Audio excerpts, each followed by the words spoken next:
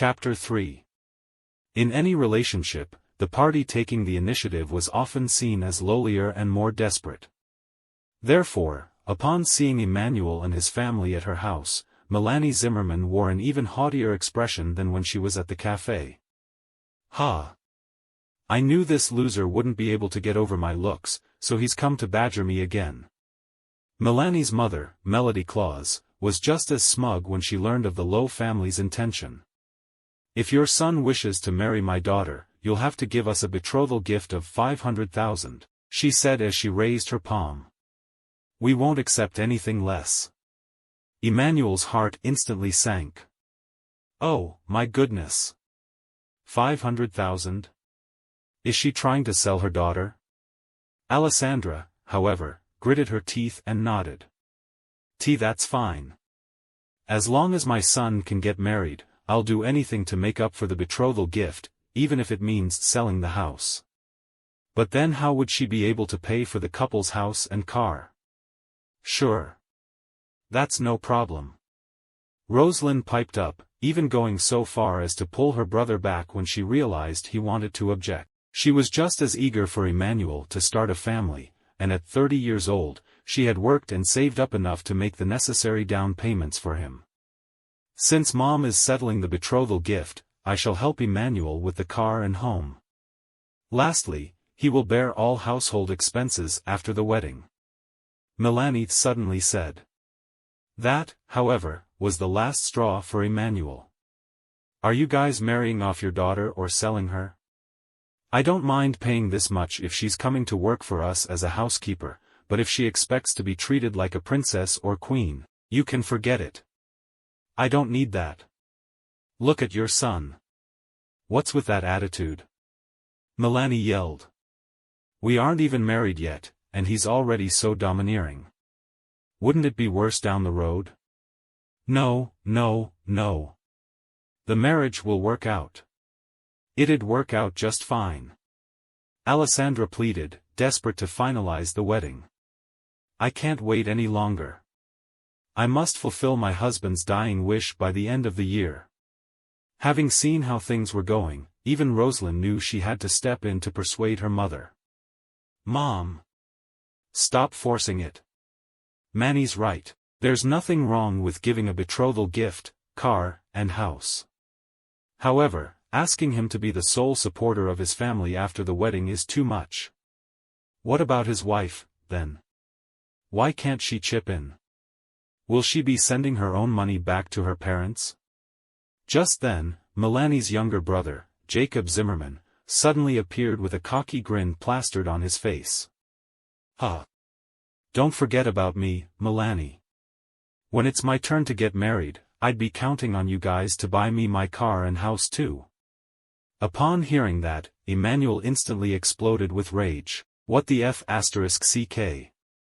Am I marrying your sister or your entire family? I may as well support all of you."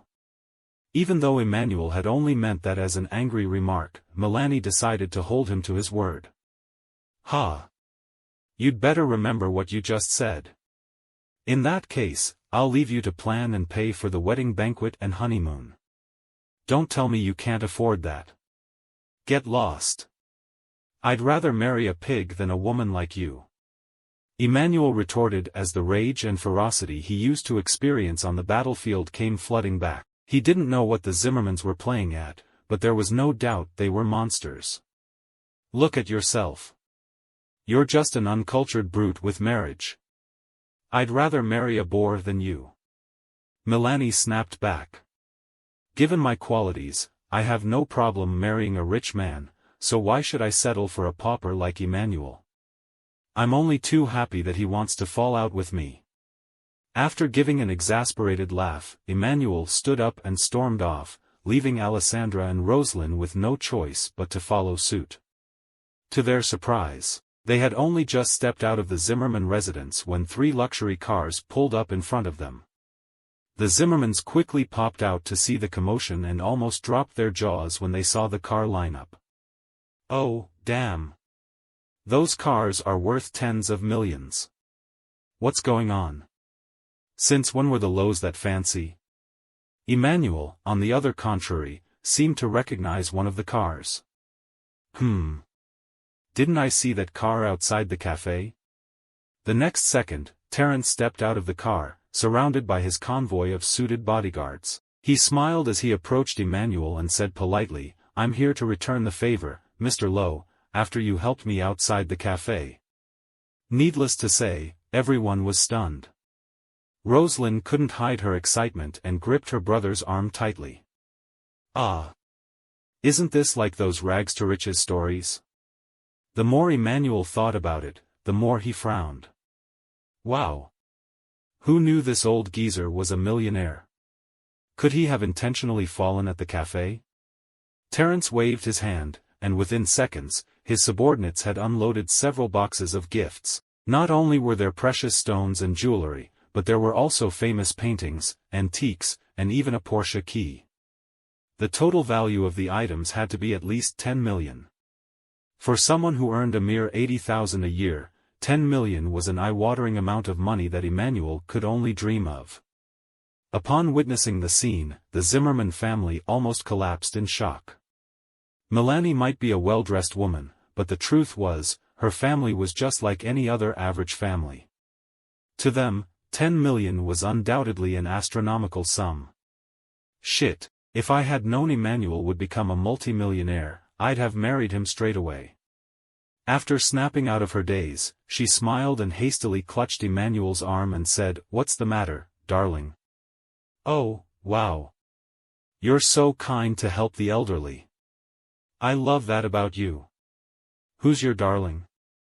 Emmanuel asked, embarrassing Melanie so much that she wanted to crawl into a hole. As though that wasn't enough, he brusquely pushed her away and added, "Didn't you just reject me? Why are you still using honeyed words?" Melanie muttered, clearly at a loss for words. Her family, too, was incredibly frustrated.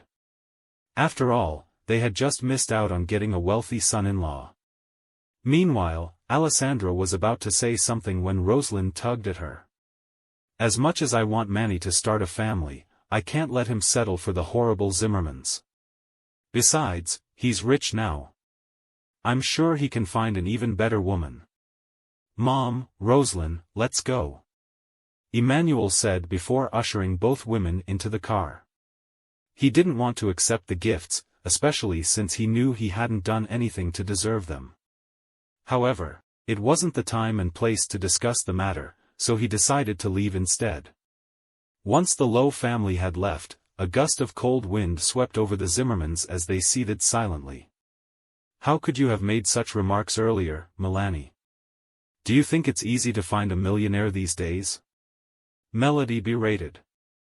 What should I do now, then?"